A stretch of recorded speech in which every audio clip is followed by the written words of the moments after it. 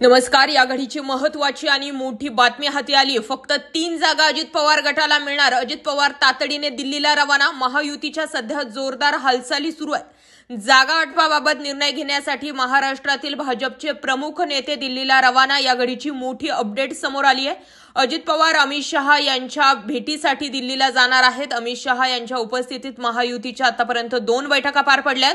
या बैठकांमध्ये शिंदे गटाला 8 तर अजित पवार गटाला केवळ 3 जागा देण्याचा निर्णय झाल्याची माहिती सूत्रांकडून मिळाली आहे. दिल्लीत याबाबत आज अंतिम फैसला होण्याचे संकेत आहेत. या घडीची सर्वात महत्त्वाची आणि मोठी बातमी, महायुतीच्या सध्या जोरदार हालचाली घडत आहेत. नुकतेच केंद्रीय गृहमंत्री अमित शहा हे महाराष्ट्राच्या दौऱ्यावर होते. या दौऱ्यात त्यांनी महायुतीच्या प्रमुख नेत्यांसोबत आगामी लोकसभा निवडणुकीच्या जागा वाटपाबाबत चर्चा केली.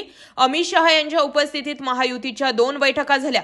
या बैठकांमध्ये शिंदे गटाला 8 तर अजित पवार गटाला केवळ 3 जागा देण्याचा निर्णय घेण्यात आल्याची माहिती सूत्रांनी दिली आहे. त्यामुळे राजकीय वर्तुळामध्ये विविध चर्चांना उधाण आलंय.